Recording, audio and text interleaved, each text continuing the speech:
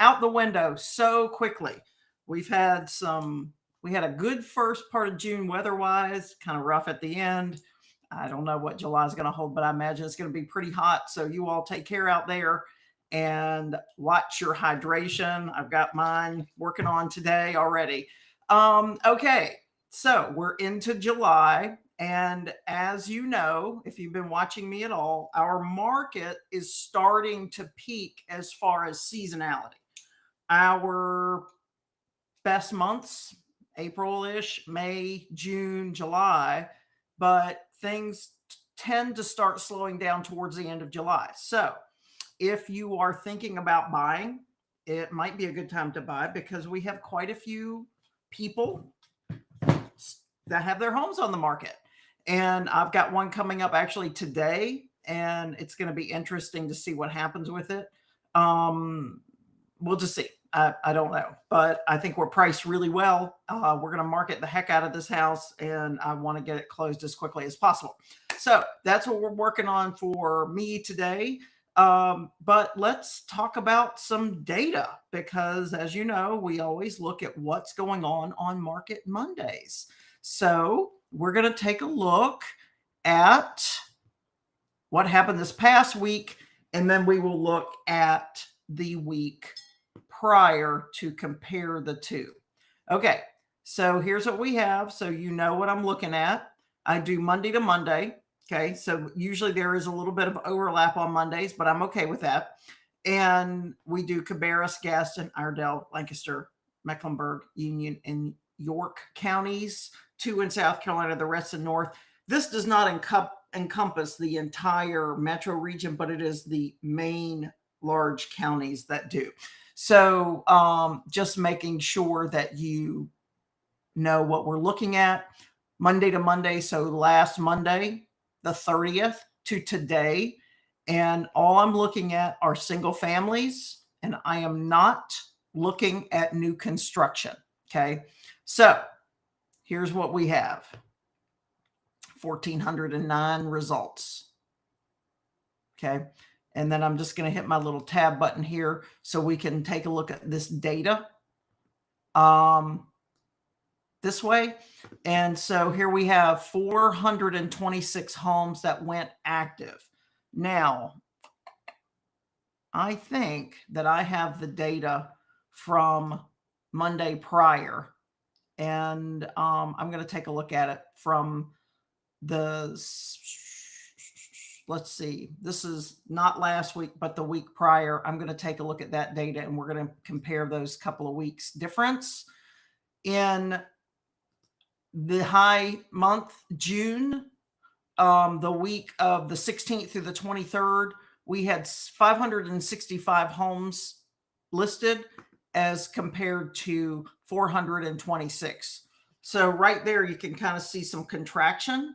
We'll see what happens for the next couple of weeks, but I would expect this to continue. We also have a contraction of under contract shows and no shows. So last week we had 287 under contract shows and 145 under contract no shows. And we had 430 homes close last week. 2 weeks ago, we had 595 homes close. So we look at this data weekly, and I think it's a really good idea to do that because we can see what's happening. And I got another interesting one. Okay. 2 weeks ago, we had 21 expired listings. Look what we have right now. 121 expired listings. I think I need to make some phone calls. What do you? Because holy smokes, guys, 121 expired listings.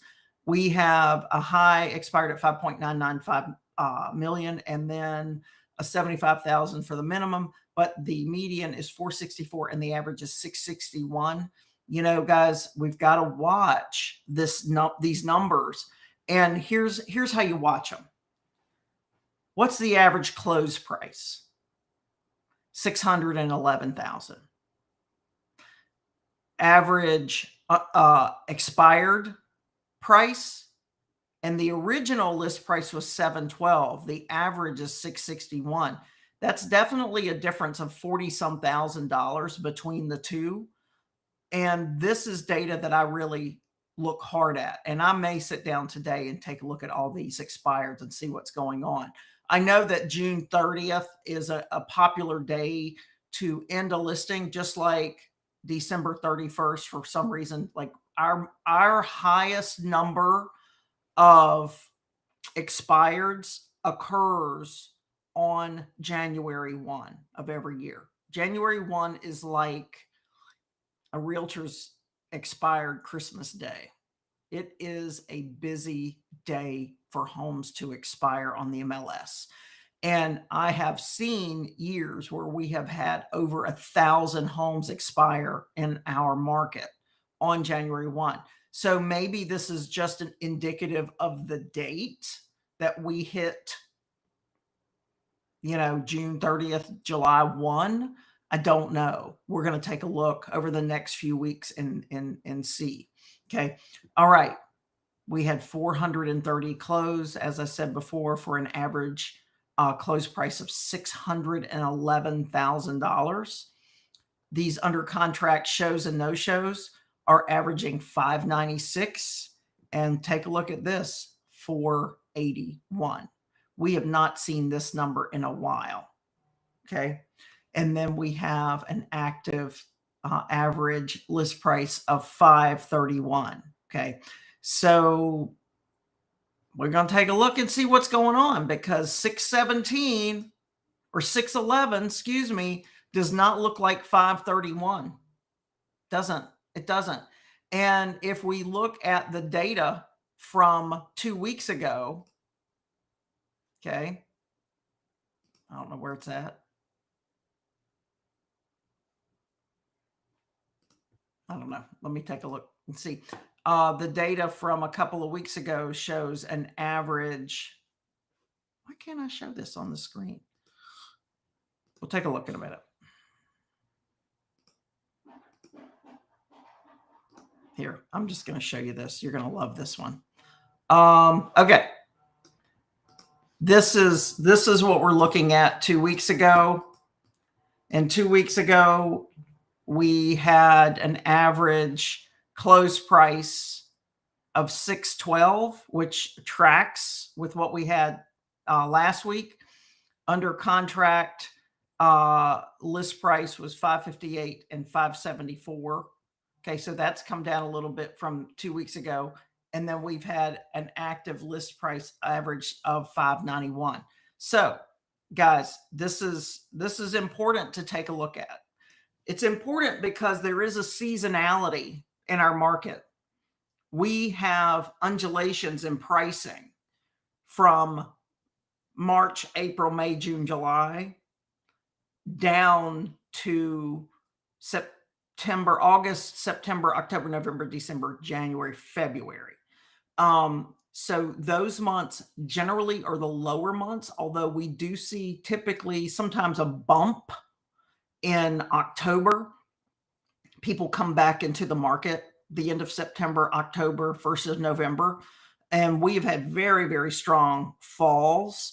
And then a couple of weeks before the holidays start, things really start slowing down. So if you are thinking about buying this year, you're coming into a good time. Okay. August is typically really slow in our market. It's like I look around and I'm like, where'd everybody go? I think it's just people getting their kids back to school and going on vacation, and nobody wants to move in the month of August if they don't have to. And it's just a different market in August and through the end of September. And then things get busy again. So if you're thinking about buying, this is a really good time. And if you need to sell, you've just got to pay attention to what's happening in this market. My listing that's coming up today is a very, very good house. It shows incredibly well, and I do think we'll get it under contract fairly quickly. But do I think it's a 1 week marketing time? No, I don't. And your agents have to be really honest with you about what the expectation is. It's very easy to go into the market, into the MLS, and put in your market, whether you're in Clover or Monroe or Waxhaw or whatever neighborhood you're in, and look at what the average day on market is. I have a house that's coming up. I don't know when. I hope it's this month. It's in a county a little bit further out. It's in Stanley County.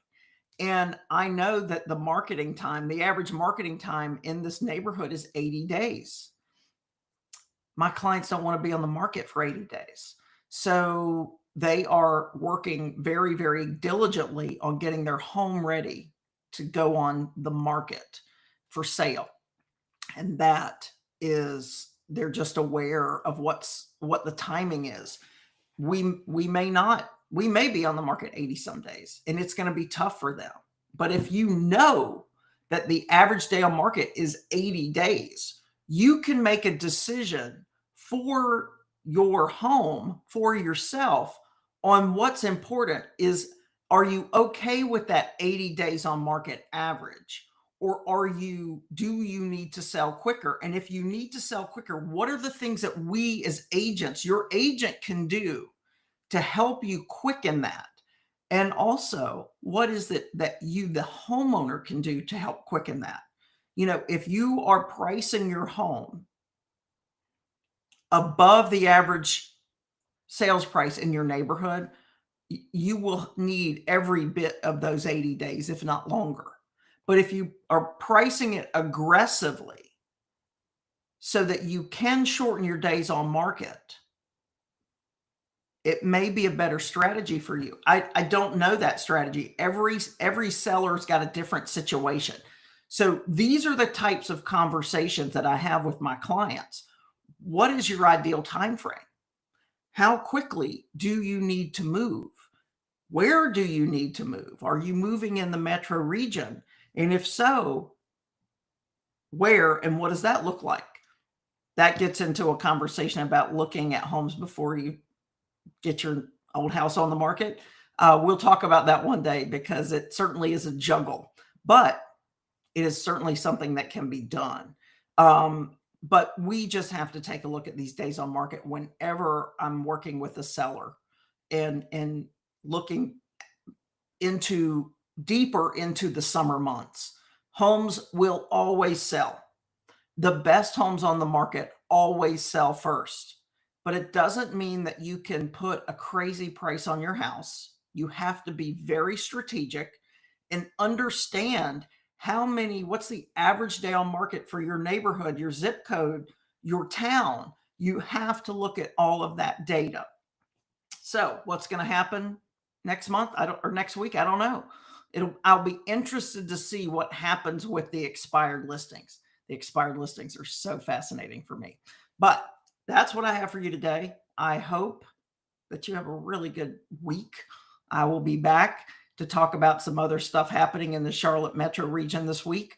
But for now, let's watch those numbers. Have a fabulous Monday. Stay cool out there. I think it's going to be really hot today. And I will see you soon. Take care. Have a good one. Bye.